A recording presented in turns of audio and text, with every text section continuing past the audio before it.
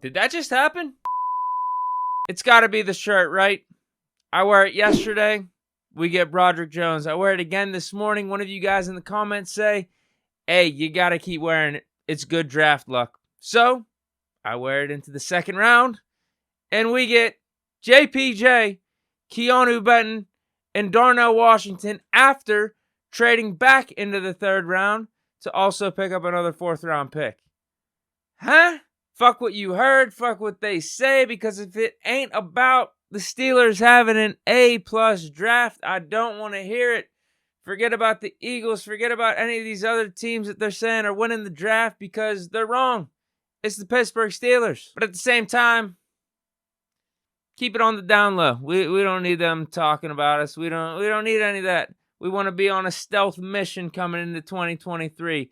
Let all the teams, let all the media overlook us, because we know what it is. We know what it is. This was an unreal draft. This has been an unreal offseason. So we start off yesterday in the first round by taking our franchise left tackle and Broderick Jones. We trade up and we lose a fourth-round pick. But what's good is we're just going to pick that fourth-round pick right back up by trading back in the third from 80 to 93, but are still able to get a Darnell Washington, a guy that most thought we would potentially have to take at 32 or 49. But instead, we got him in the third round, thanks to some of these knee injury reports that are popping up, that Darnell has been having some knee issues. Teams were passing on him. Whatever. He says he's healthy, so we'll take him. We'll let the other teams pass. We'll take a Darnell Washington at pick 93 late in the third.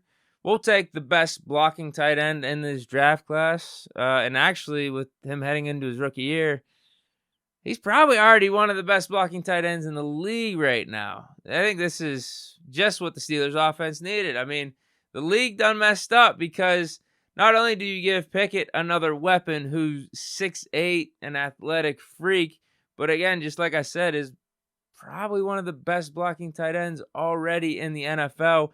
And you saw how the Steelers got back to our identity last year, ground and pound, Steeler football.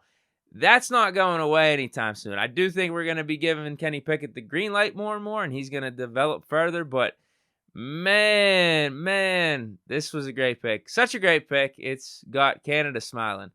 Let Canada cook. It's all over the tape. I mean, he's a giant human being that takes pride in blocking. He enjoys being a blocker. I think he's been quoted saying he's a sixth offensive lineman. I mean, he really, he understands what his body can do, and I do think he can catch balls. They had so many weapons at Georgia. I'm not sure his totals are maybe what you might think they could be, but he is definitely a blocker. And as a guy, we obviously formaled him or met him there in Indy, and we had him back. I mean, just a really, really good person. Likes football, likes being physical, and really excited about him. But now let's backtrack to the beginning of the second round, pick 32. It was a no-brainer. There were reports that the Steelers were seriously fielding calls for a trade back, but I think they made the wisest decision. JPJ's on the board. We need a cornerback. Just take him. It makes 100% sense, because if you trade back, you run the risk of him not being available. Because going back to the Darnell Washington pick, that's kind of what happened with those linebackers that were there at pick 80. It was Trenton Simpson, Dayan Henley, DeMarvion Overshown. I thought that would have been a perfect spot for us to take one of them. Third round, pick 80, but we traded back. And I didn't know exactly what we were thinking. Was Darnell Washington always the pick, and we thought he was just going to be there at 93?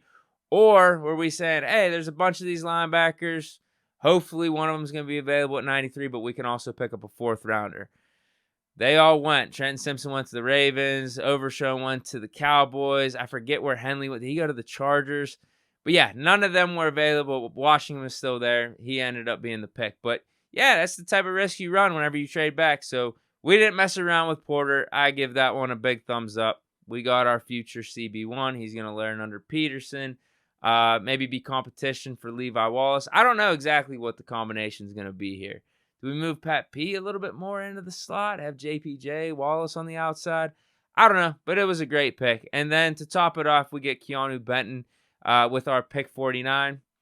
This one just goes hand in hand with the brand that we've been building this offseason. Building up the trenches, playing bully ball. I like it. Like, he's a good pick. That's exactly like around where he was slotted to go.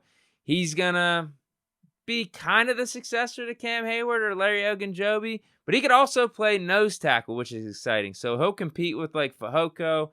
He'll compete with Montravius Adams, also Jonathan Marshall. So he can get some serious minutes at nose tackle rate off the bat, but he's also versatile enough that he could play some of that 3 tech behind Cam Hayward and Larry Ogunjobi in case that they need a spell.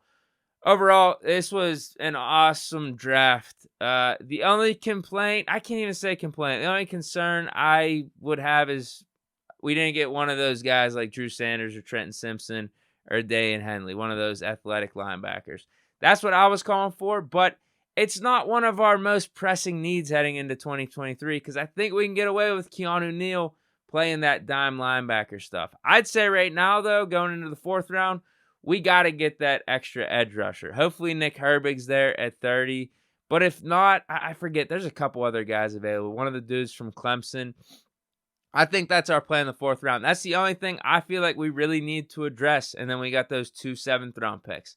I don't know if there's another trade to be had where we try to trade back into the draft and get a 5th or 6th round pick. But we'll wait and see. Overall, awesome. Really looking forward to this season. And if you want to, I already said this earlier today, take a look at the Steelers' win total line. If it's still at 8.5, I think you guys might have to put some money on the over because I did. I already got 300. I might put more. I might even triple down on that because there's no way we're losing less than 8.5 games this upcoming season. But like I said, keep it on the down low, though. Just keep it on the down low. I'm just giving investment advice from Steeler fan to Steeler fan out here. But stay chilling on Friday night. Hope you guys enjoy this episode of Big Deke News. Hope you guys have been enjoying the draft. We got day 3 tomorrow. I guess we got to keep the shirt going for the good luck because now we do keep this 4th round pick and we got these 2 7s. Who knows what type of trade ups or little trades happen either. So, yeah. But again, that's it. Stay chilling. Peace.